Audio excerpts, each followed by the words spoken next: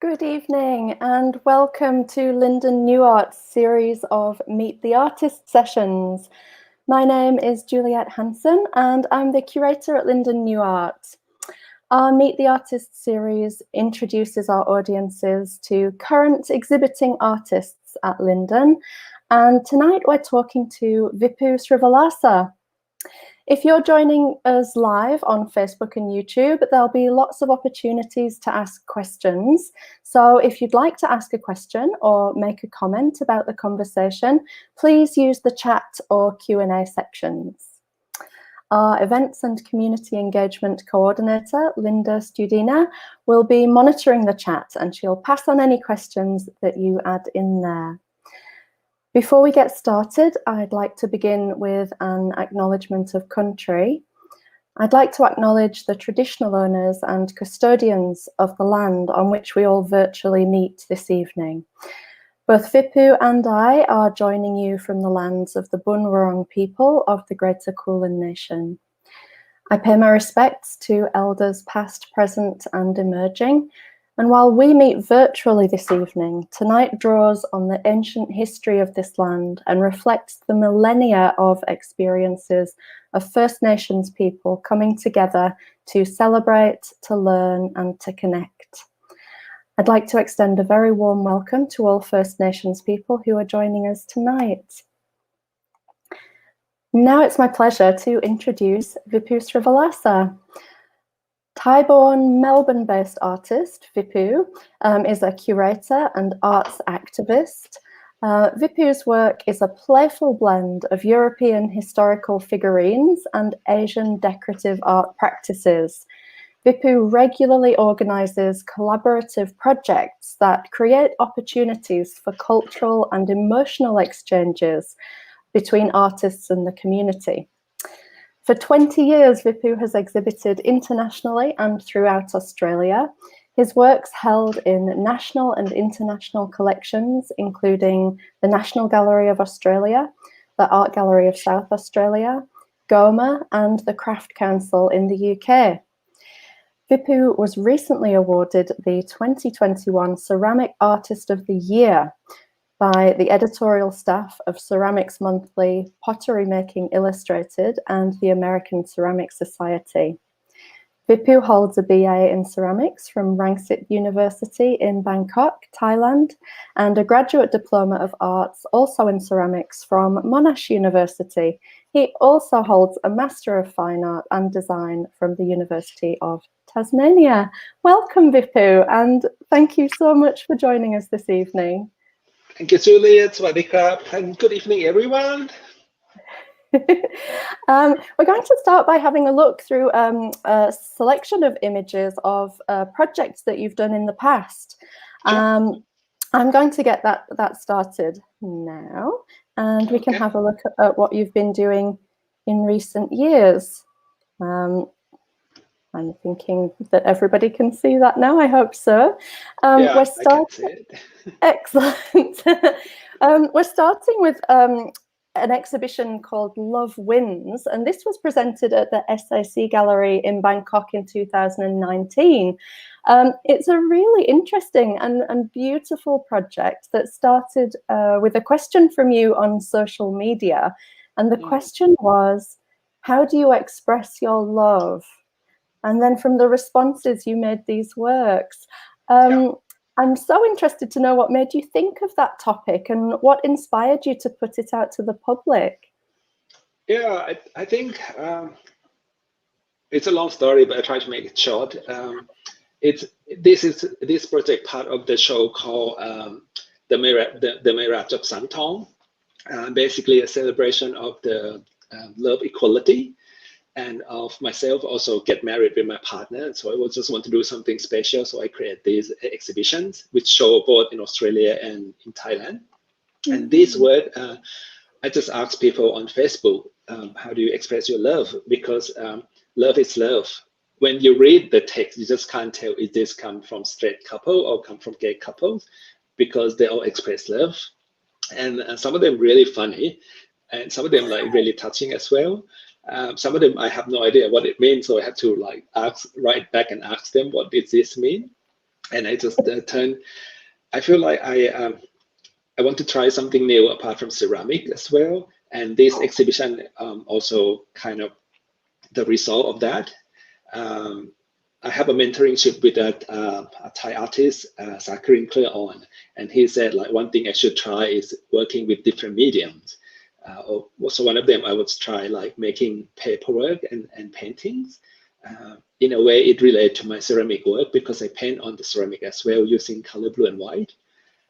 So I extended to this work, and I choose 12 messages that I really like and translate it into kind of nice layout with some color that relate to my work and some motif, the flowers that relate to my work, and put it on the wall for people to see and read and decide which come from where or come from which couple. The white one is my favorite. It's gorgeous. Were you surprised by any of the responses that you got from people?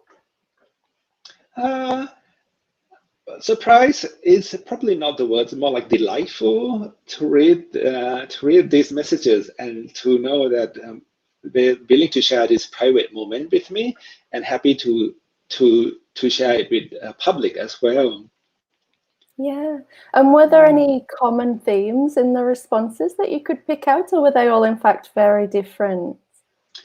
It's very different. Like the one with the animals, I like it because it's not just show the love and commitment, but also show the positions of the couples. Yeah, like who is the leaders, who is the followers, and with these little things in the messages, it actually give a window for me to see how the couple work.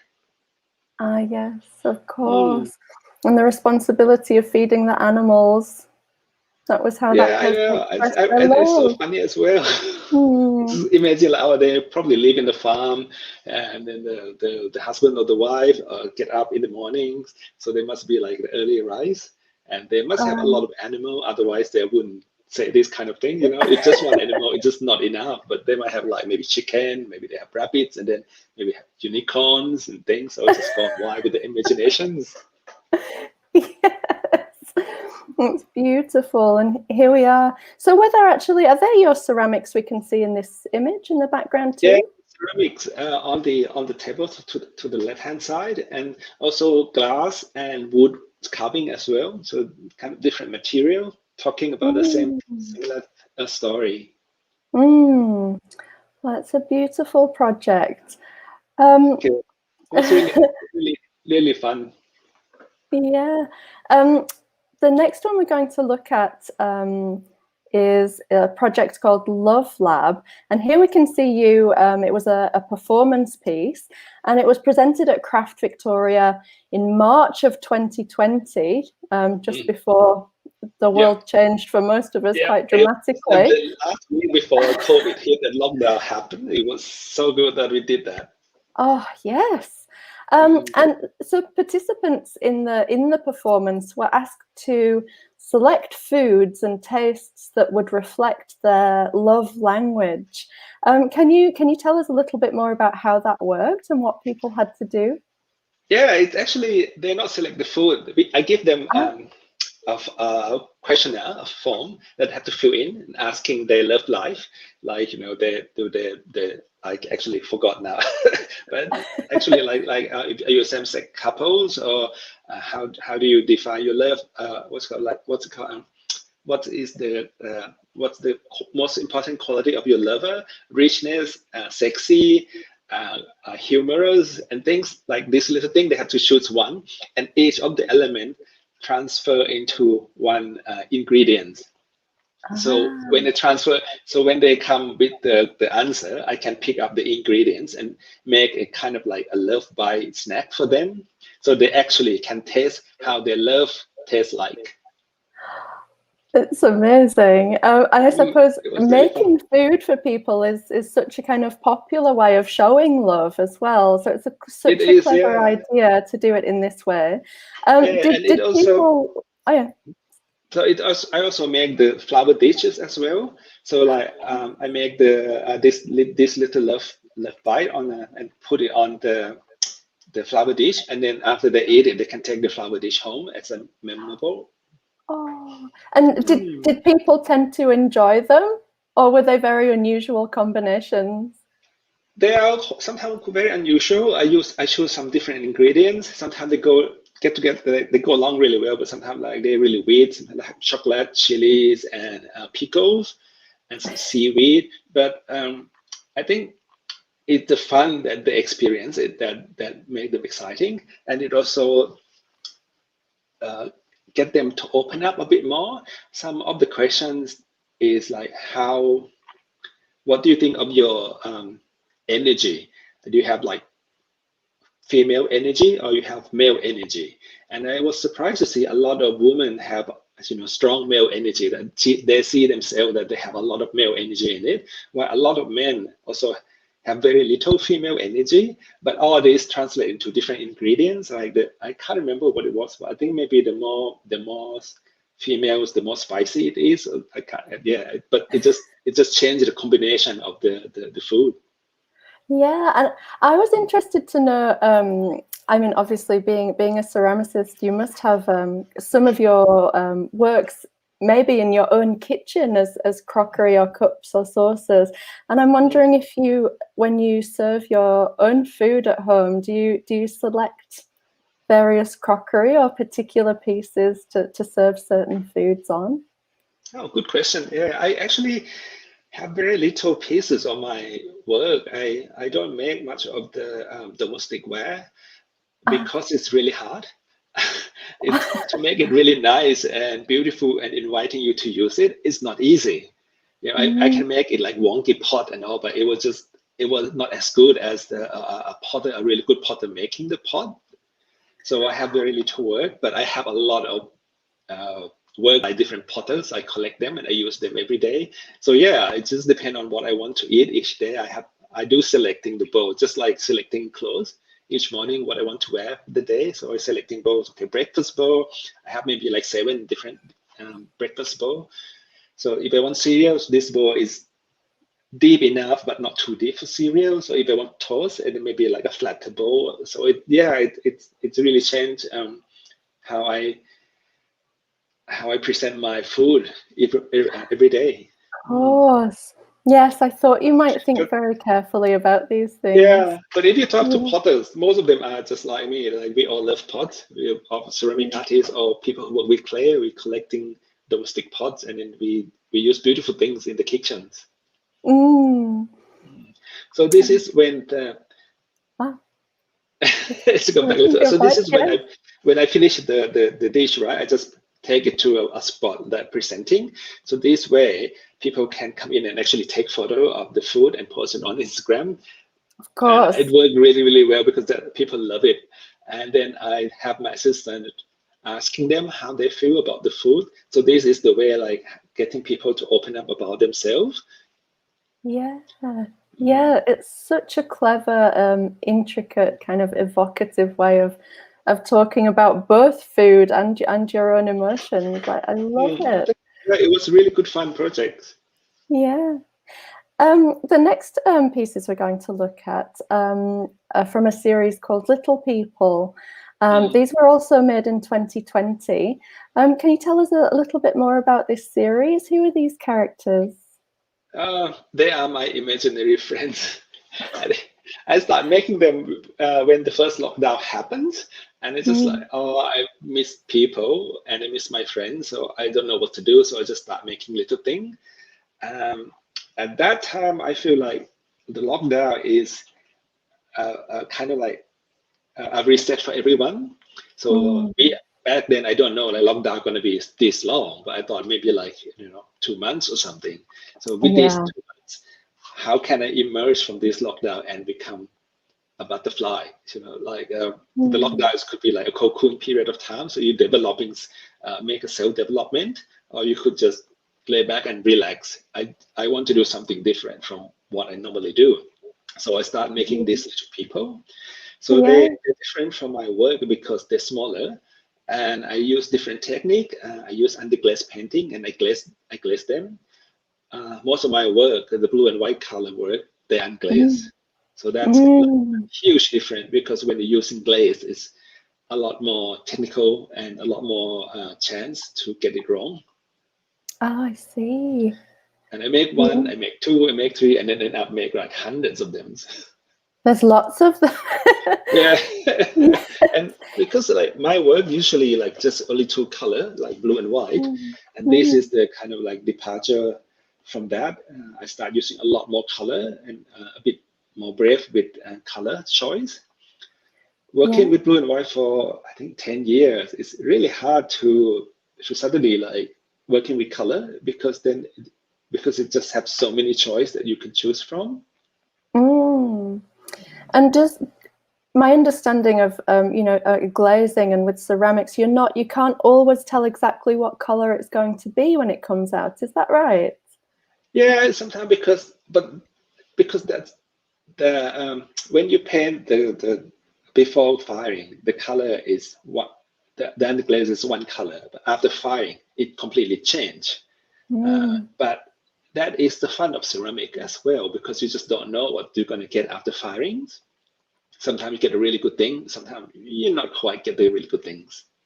And there's another series that you made. This one's titled Hungry Ghosts, also quite colourful. And these were also in 2020. Yes. Can you tell us a little bit more about these ones? It's after I make the little people, I just feel like, okay, I have fun with that. I make a lot of new friends. I should make something a bit more substantial, so I make it larger piece. This form, I have used it before with my old blue and white work, but this time I actually use it with color. And I feel like it was such a dark time during the first lockdown. We just don't know what's happening. We don't know. We have no idea what it is. Everything seemed to be really bad, and I ran out of toilet paper. So that's how you live in hell. So and I also got this book about hells in Thailand. Not in Thailand, in like kind of Buddhism. It's mural paintings in Thai temple, in Buddhism temple in Thailand. And I just really like the figurines of these ghosts, the hungry ghosts. Like they have long tongue because they don't have enough food. They have like big eyes because they keep looking for food, and they have like very strong toenails and strong nails just to I don't know, scratching for food. It's really intrigued me, I guess. And they all burn in hell, so they've got like little fire everywhere. Yes. Wow. So this is another piece in the same series. Yeah, and these themes really do tie in with some of the works that we're going to look at later on that are in your Linden show as well.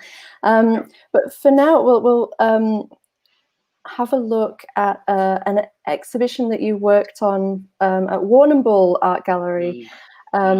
And this was just this year, wasn't it? Yeah, it's early this year, yeah. You're working with their Curator of Exhibitions and Outreach, Aaron Bradbrook, and you actually worked with the collection there to repair items that were already in the collection.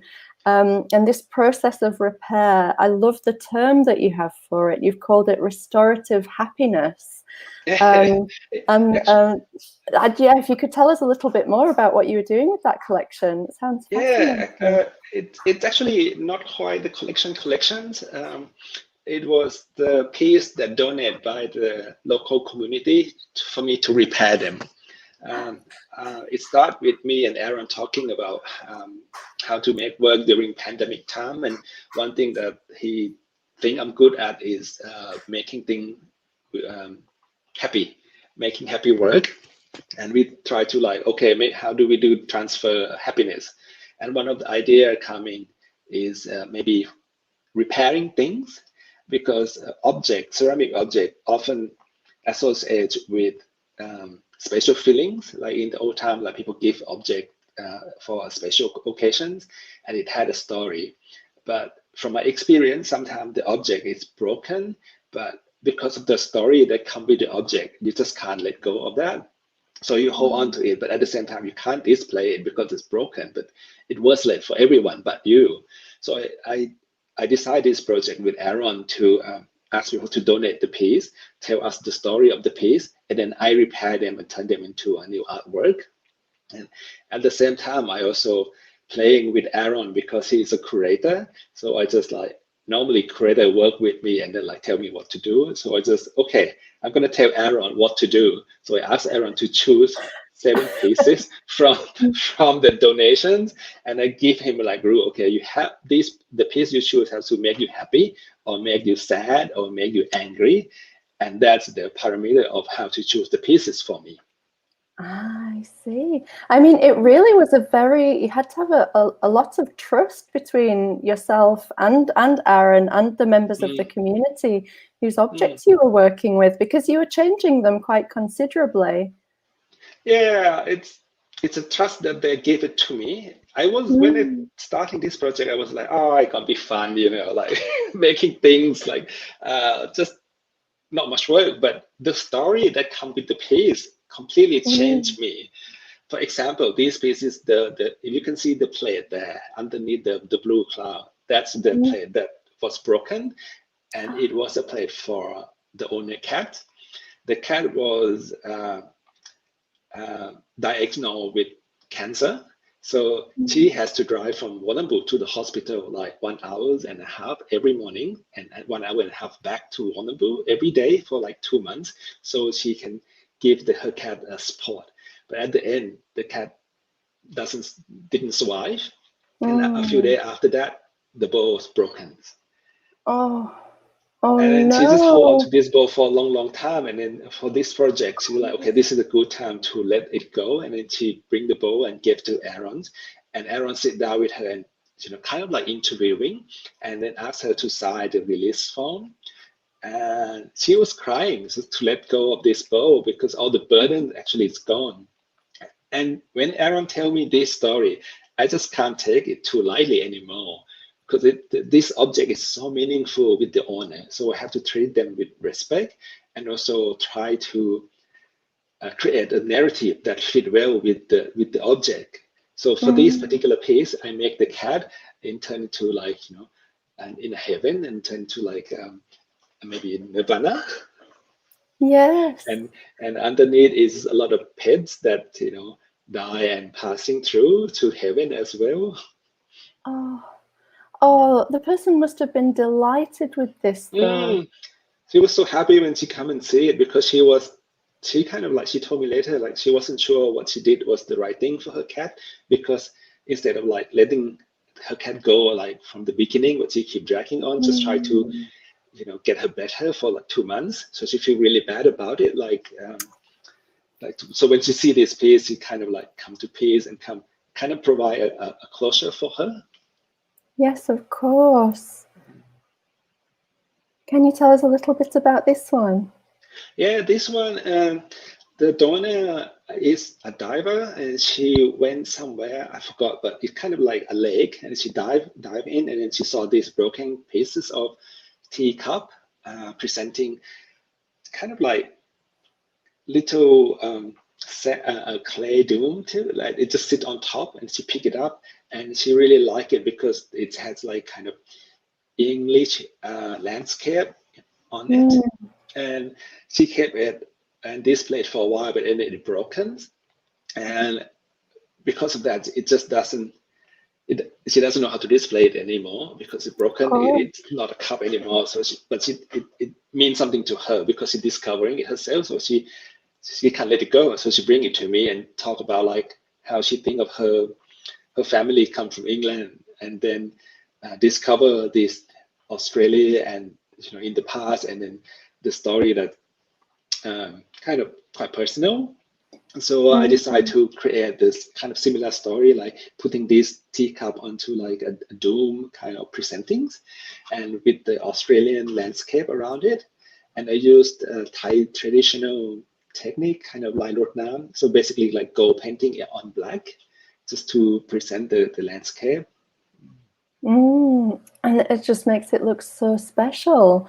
Thank you. Yeah, I really like this piece too. One of my favorite. It's so clear that your projects are just profoundly uplifting and have this capacity to make people feel better and to focus on the positive. And I think that the work that you have on display at Linden at the moment really fits in with that. And it was very much underpinned by this similar drive to help people to do something collectively that would make a difference, to make people feel better. Thank you so much for telling us about these past projects. Maybe we can have a look now at the exhibition that you have on display at Linden. It's called Wellness Deity. And yes, a lot of this work similarly was produced in response to the pandemic last year. Do you want to maybe tell us a little bit more about what did inspire the project and about that collaborative process that you used to make this quite extensive body of work? Yeah, back then there is I think OSCO grant come out, and I want to apply for it. And I got it, but I just thought like all artists got facing a very hardship because of the pandemic. Like no one knows when the next sale going to be. So I thought I want to share this grant with as many people as I can.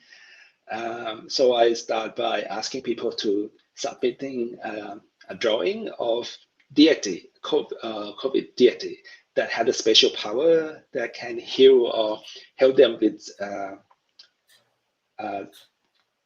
lockdown period. What's it called? Isolation period of time. They have to be locked down.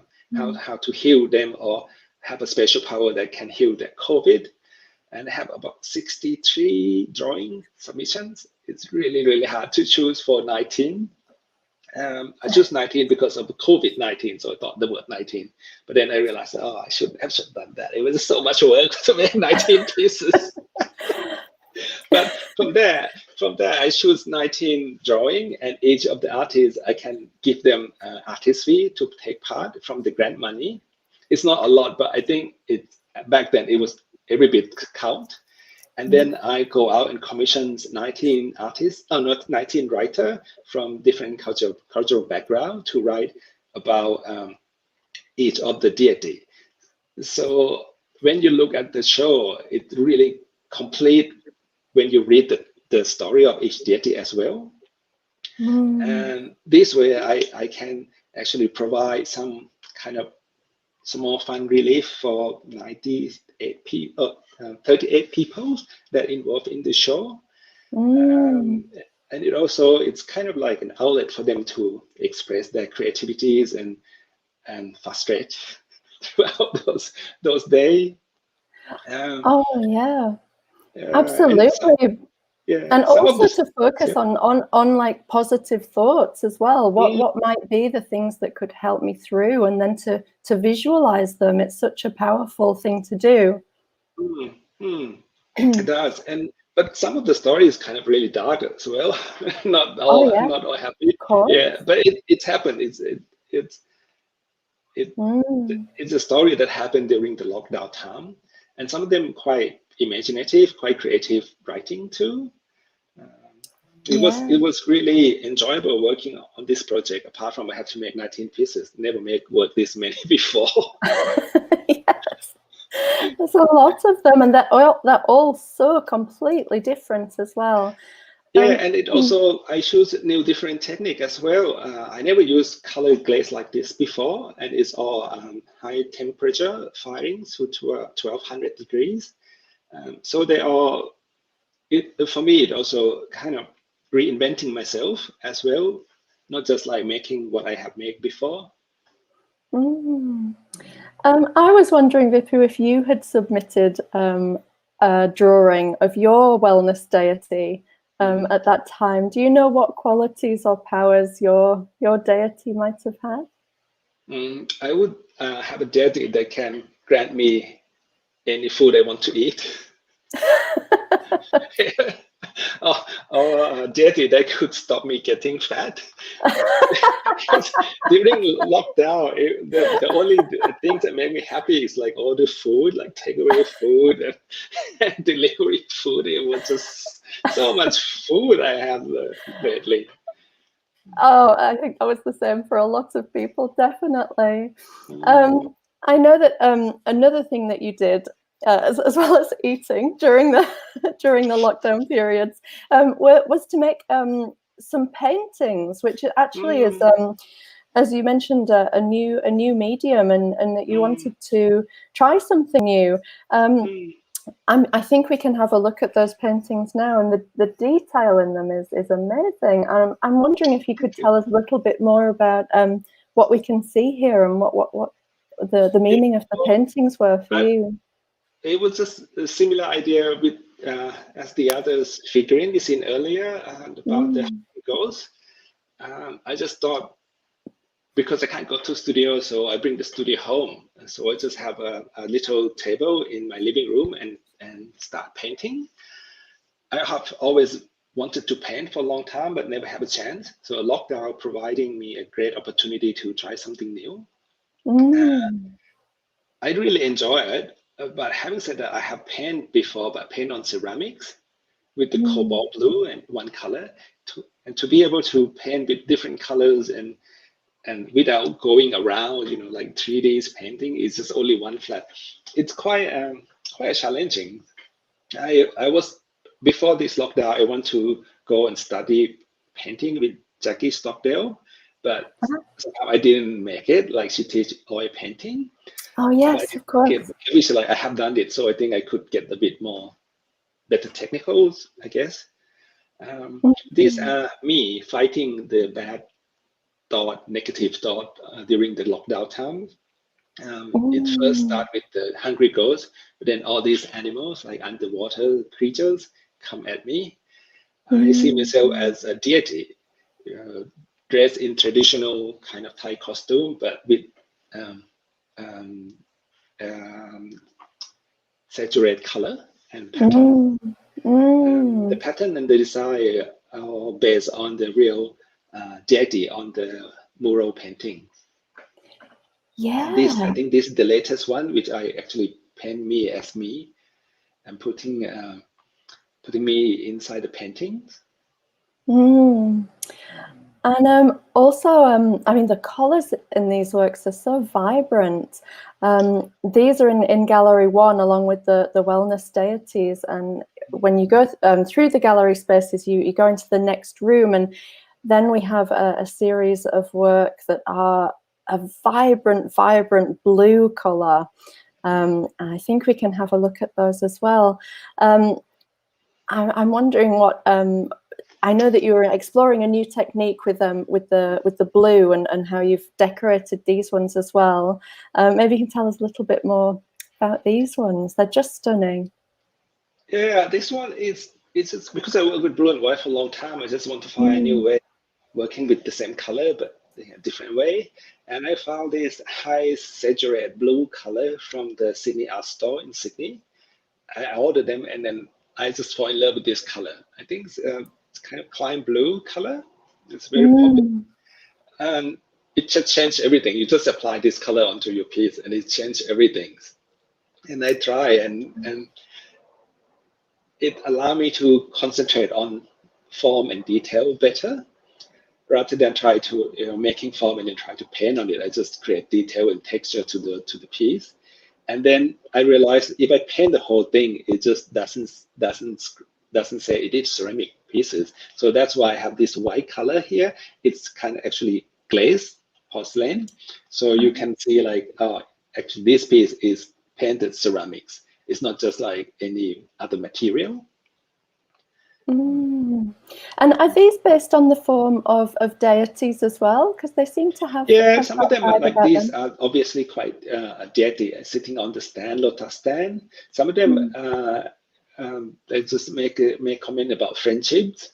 It's all, I made them in kind of like different periods of time, and they come together in different series, different ideas, and all this is part of me trying to, I guess, improve myself or try to move to the next level.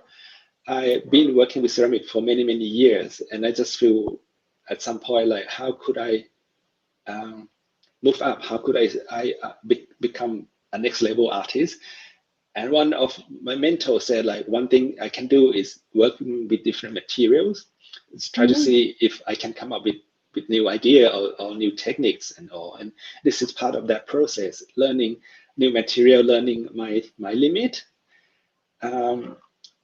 It does push me into artistic in my head, how I think about my work and how I articulate the piece, I guess, when you're using different technique and using different materials.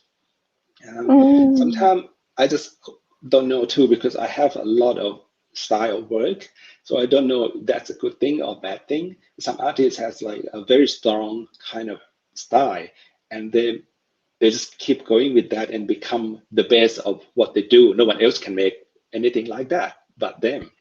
But I just don't feel like I have that kind of skill to do it. And I also don't have the patience, because I like doing some different things, new things all the time. So I make different kind of work, working with different materials. I don't know if this is a good thing or a bad thing, but I know that I enjoy it, so it must be a good thing. Absolutely. And I feel like I can always tell if I'm looking at a work made by Vipoo Srivilasa. They always seem to have there's some kind of similar aesthetic, I think, that goes on. And maybe it is, I know often you've mentioned that you have influences both from your Thai background and then coming to Australia as well. I was wondering if this exhibition, if you see if there are any elements of that mixing of cultures, anything specific that you could mention about the work? It's a little bit hard now. When I started working 20 years ago, yes, I can tell, but now it's kind of, it makes in me now, like I call Australian home now. So sometimes it just doesn't, I just couldn't tell which one is Thai, which one is Australia. So when you, like for the painting, if you sit here, just, oh, this is very Thai. But when I take this painting to Thai, it looked Thai, but actually it's not Thai, done by a Westerner, So it's kind of, it's really hard to tell. Yeah, but like when I first start, like first few years, I can actually tell, okay, this is images from Australia and this is kind of like technique from Thailand. But now, because it's infused in me for 20 years, I just couldn't really tell anymore. They're very personal to you. They are very, very you. And some of these, I mean, I just love some of the titles you mentioned for some of these blue works. I think one of them is "Love is blind, but friendship closes its eyes." I think these incredibly kind of heartfelt, almost sometimes a little sentimental, but very kind of emotionally deep. Sentiments that are always present in your work. And I think I've been wondering about your practice, because so many of your works do have this uplifting feel to them. I wondered if you were able to actually make your works if you were having a bad day. Couldn't you go into the studio if you're not feeling too good yourself, or do you actually go to something else before you then return to your works because you want to invest in them? Positivity, I suppose. That's a good question.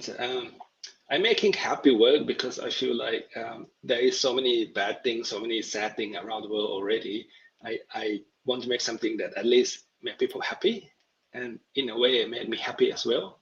So Yeah. if I don't feel happy about myself or happy about the work, it doesn't it just transfer to my piece, and the work doesn't come out very nice. So if I'm not in a happy mood, I just go and wedge clay or clean the studio, but not making pieces or doing bookkeeping. That's kind of help. But taking the frustrating out of me. But usually I'm quite happy just to be able to go to studio. It made me happy already. And I just keep thinking of like, okay, I want to make this next piece, and that kind of excites me. It's the best piece is the next one. That's a fantastic way to look at it. So many of your projects, they're helpful and uplifting for the people who are involved with them. I wondered if you've learned something maybe along the way about, I guess, human desire for comfort and connection. Is there something that you've kind of picked up from those projects? I know it's a big question, something I'm thinking about more and more throughout these times of, these challenging times. Yeah. I think people like to be connect with other people. Most of the time when I'm doing a community project, mainly because I was lonely. I work alone in the studio. I want to connect with someone. I want to talk to someone, but I don't know who to talk to. So working with community and online project helped me fulfill that need. And when I did that, I realized people also reaching out because they want to connect with someone. And through art, it facilitates these connections. Very much so, in a really profound way. Yeah, I'm wondering, Linda, speaking of this, do we have questions from people at the moment, or I think people a little bit shy? I know there's been a lot to think about in here.